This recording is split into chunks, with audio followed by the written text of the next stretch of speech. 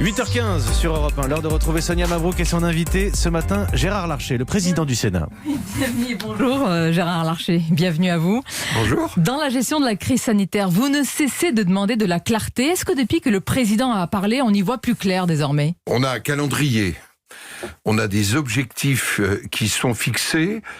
Maintenant, il s'agit de retrouver la confiance parce qu'on a eu l'échec de tester, tracer, isoler. Et aujourd'hui, on a deux défis à relever. Le défi que le président de la République a posé en quelque sorte par rapport à isoler. Et le second défi, c'est l'organisation des campagnes vaccinales qui doivent permettre de contribuer, à côté des gestes sanitaires, des gestes barrières, à sortir enfin de cette pandémie. Sur le premier point, Emmanuel Macron demande, Gérard Larcher, un débat parlementaire sur le sujet ô combien sensible de l'isolement des malades du Covid. À titre personnel, est-ce que l'isolement par la contrainte est une nécessité pour vous ? D'abord, débat parlementaire, ça ne suffit pas. Le vrai débat du Parlement, c'est un projet de loi. Et ça ne suffit pas de débattre et d'avoir un vote. Il faut un projet de loi, donc.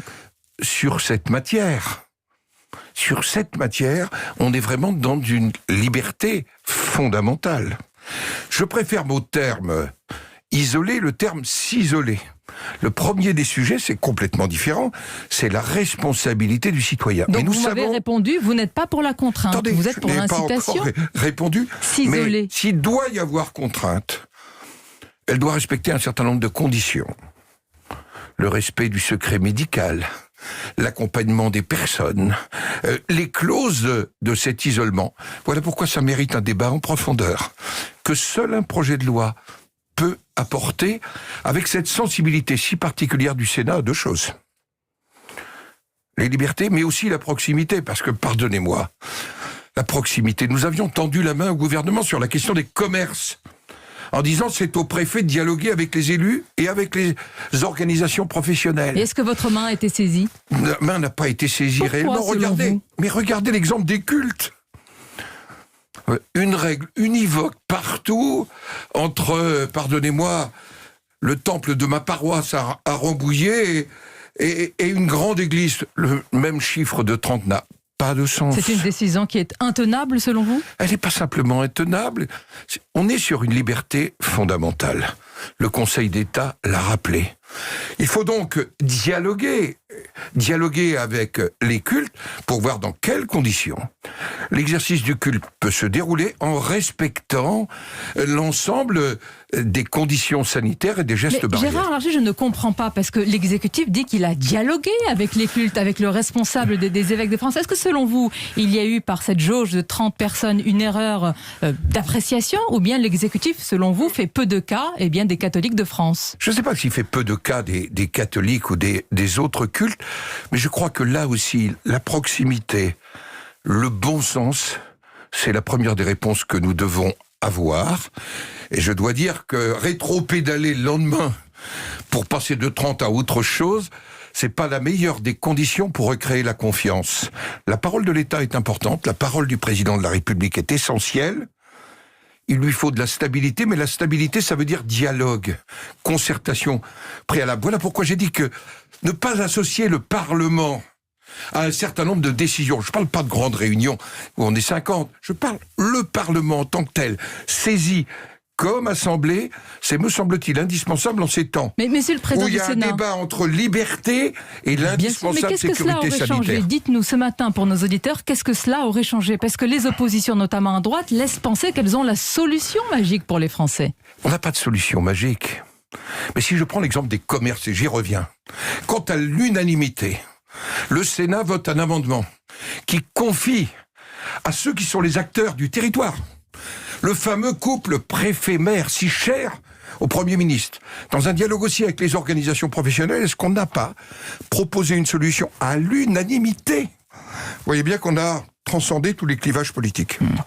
Vous vous êtes prononcé, Gérard Larcher, pour une vaccination obligatoire. Elle ne le sera pas finalement. Est-ce que vous le regrettez ? J'ai dit vaccination obligatoire si nécessaire. Je pense en effet que quand on se vaccine ne se vaccine pas uniquement pour soi.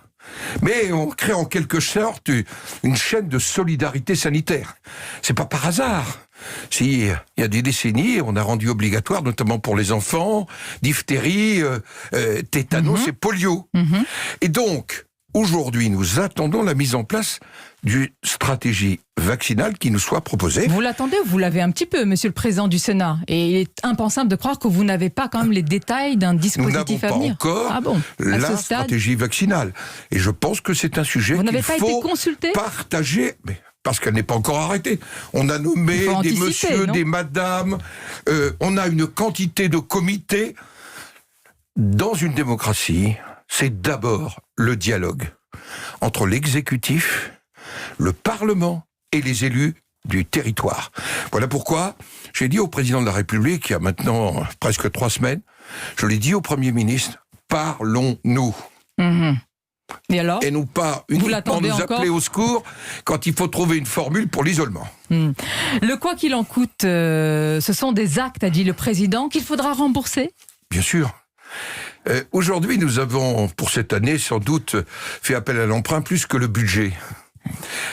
Notre déficit, vous le savez, c'est aujourd'hui un déficit important. Nous avons perdu 11% de notre production intérieure brute. Il y a des réalités. Elles étaient sans doute nécessaires, parce que il faut être solidaire, et nous sommes en train. Hier soir, nous avons voté la première partie du budget, avec des chiffres qui sont déjà dépassés par les annonces du président de la République faites la veille. Et d'ailleurs, nous allons demander dans la deuxième partie d'ajuster nos chiffres. Et nous savons que nous aurons au cours du premier trimestre un projet de loi de finances pour ajuster encore. Et il y a des réalités, il faut dire aux Français que c'est pas de la monnaie qui n'a pas du sens, et qu'il faudra un jour rembourser. Alors tous la vérité, Monsieur le Président du Sénat, comment résorber une dette qui dépasse les 120% du PIB sans augmenter les impôts des Français ? Écoutez, la réponse, elle n'est pas pour aujourd'hui. On va prendre les problèmes les uns derrière les autres. Si on laisse tout ça à nos enfants, il faudra, à l'issue de la crise, faire un point, rebaser financièrement, voir quelles sont les perspectives, parce que sinon, c'est les enfants de mes petits-enfants qui continueront à payer la crise pandémique que nous connaissons aujourd'hui. Il faudra qu'il y ait une opération vérité, qui, je l'espère, viendra assez tôt, pour que nous retombions, j'allais dire, sur nos 2 jambes. Retomber sur ces 2 jambes également sur des textes importants, Gérard Larcher, notamment le texte sur la sécurité globale qui arrive au Sénat avec le fameux article 24 qui fait polémique. Qu'est-ce qui va se passer au Sénat ? Parce que certains sénateurs parlent de cet article comme étant inapplicable et inconstitutionnel. D'abord, il nous faut protéger nos gendarmes et nos policiers. Ce texte, on s'est focalisé sur l'article 24, cette proposition de loi de nos collègues députés, elle vise à ce qu'on appelle un continuum de sécurité. Depuis le maire jusqu'à la justice, en passant par policiers et gendarmes, mais aussi prévention et pénitentiaire. Et donc, c'est un texte qui s'inscrit dans cette volonté d'assurer dans un état de droit la sécurité. L'article 24 vise à protéger gendarmes et policiers, mais sa rédaction, malgré quelques améliorations qui sortent de l'Assemblée nationale, nous semble être une piste qui doit être réanalysée, revue. Dans avec quel sens ? 2 objets. Oui. La liberté de la presse. Elle est sacrée. Et c'est la loi de 1880, mais dans une démocratie, elle est sacrée, et la nécessaire protection des gendarmes et des policiers. Je pense que les réflexions qui sont conduites par le président François-Noël Buffet, par des rapporteurs comme Philippe Bas. Philippe Bas, justement, il dit cet article 24, Monsieur le Président, il porte atteinte à la liberté de la presse et n'est d'aucune aide pour les forces de l'ordre. Vous vous rendez compte ? Voilà pourquoi il faudra sans doute en faire un article du Code pénal et inscrire de manière claire et lisible le délit et la peine, clarté, et le voir d'une manière apaisée, et penser que le rôle d'une 2e chambre, comme disaient Washington et Jefferson, c'est de refroidir la tasse de thé trop chaude. Alors, on va parler justement de cette 2e chambre et la tasse de thé trop chaude sur un sujet brûlant. Il est important que l'on en parle ce matin. Le Sénat a voté une résolution pour la reconnaissance du Haut-Karabakh, berceau, j'insiste, de la civilisation arménienne. La Chambre haute qui dénonce l'inaction française. Qu'est-ce que ça veut dire ? La France n'est pas à la hauteur ? Le débat d'hier, c'était d'abord un devoir, parce que c'est nos histoires et nos valeurs, l'Arménie. Souvenons-nous de ce qui s'est passé et qui a été qualifié à juste titre de génocide arménien. C'est aussi 304 voix hier, avec simplement une seule voix contre. 304 voix pour dire on ne peut pas laisser un peuple être encerclé et en quelque sorte pris en étau. C'est aussi la protection d'une croyance, d'une civilisation, et ça c'est notre démarche. C'est aussi l'urgence de l'aide humanitaire. Oui. Mais... C'est l'urgence d'une enquête internationale, du retour des déplacés, et la proposition du Sénat, c'est d'affirmer l'indépendance du Haut-Karabakh. Mais on vous entend ce matin, mais cette résolution si importante, elle a quand même une portée symbolique, monsieur le président du Sénat. Pas que symbolique, nous allons la faire partager par d'autres parlements de l'Union européenne. C'est d'ailleurs ma tâche, moi qui ai présidé les Sénats d'Europe. Et je ne veux pas simplement que ça soit en quelque sorte un espèce d'ex-voto. Nous avons eu des moments... parce qu'il y a des moments au Parlement où la question des droits humains, du droit des hommes et des femmes, du droit des peuples aussi à disposer d'eux-mêmes, sont des moments essentiels. Où est la voix de la France ? La voix de la France et la voix de son président également. Où est-elle ? Et j'espère que l'évolution aux États-Unis va permettre au groupe de Minsk, notamment avec la Russie, avec les États-Unis et la France, de reprendre leur tâche qui, depuis 22 ans, c'est vrai. Est-ce que la clé, c'est la Russie ? Est-ce que vous appelez le gouvernement, très concrètement, à s'appuyer sur les relations franco-russes ? Parce que le Kremlin a une influence historique et forte avec les Russes, dans le Caucase du Sud.